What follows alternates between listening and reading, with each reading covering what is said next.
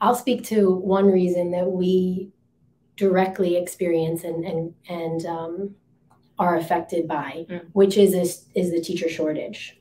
And I don't know how much that actually came up, but for me and for us internally, I think this has been powerful. It seems strange that a curriculum approach would be something to consider when we're talking about teacher shortages. It's not that all of a sudden young people are going to flock to us because we have awesome curriculum and now they want to be teachers. That's maybe a little bit of wishful thinking, but I think as we are getting teachers through alternative training pathways, yes, as we are emergency certifying teachers, early in this process, we got, I don't know if pushback is even, it may even be too strong of a word, but we got some concerns or some doubts from district leaders saying, but I just can't give this storyboard to a brand new teacher. Like a brand new teacher who hasn't had a lot of training, who's coming on our team maybe midway through the year, maybe they're filling a long-term sub or we're emergency certifying them. We just need to be able to give them like a curriculum map.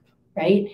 And I think what we are seeing, and we work with a lot of teachers through alternative, because in part because pathways. We do a lot of alternative pathway teachers. We're getting teachers who may be native speakers of the language, and now we're providing that teacher education piece. They have that content expertise, and the storyboard. It's the same things that make it powerful for the student and the parent, the community member, to see the story on one page, to have the iconography support their understanding of the physical text that's there.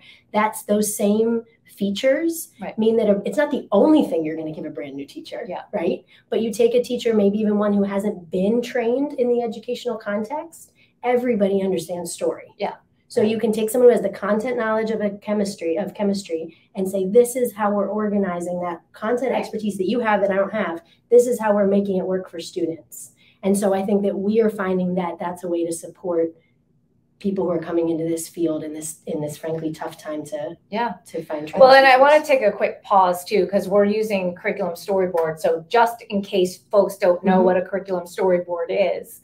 A curriculum storyboard is a narrative of the course, whether the course is a semester or a year, but starting to show what the story is from a student perspective. So it's written for students and their families. But as you're starting to say, it's also written for teachers.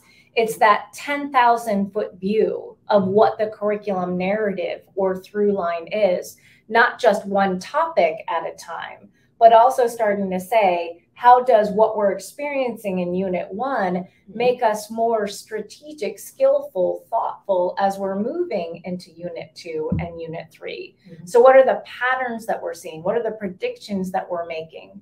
The other part too is within the experience, we're also starting to think about the curriculum story as not just the story the teacher is designing, the teacher is sort of the steward of, but also the students become part of that storyline or that thread, because ultimately it's how they're engaging with the learning. It's an immersive learning experience so that they're continuing to see that as I'm moving through this curriculum story, how am I becoming more skillful?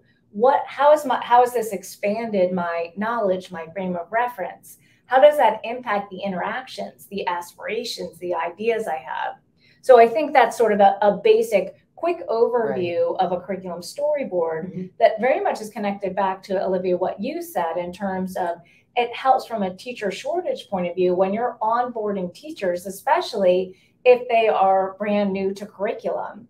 You cannot basically hand them a wealth of folders, physical or virtual folders, or hand them a textbook and say, go forth, good luck. Right. And so to try to say, how do we continue to work through our resources in service to this kind of map of how this journey will continue to evolve?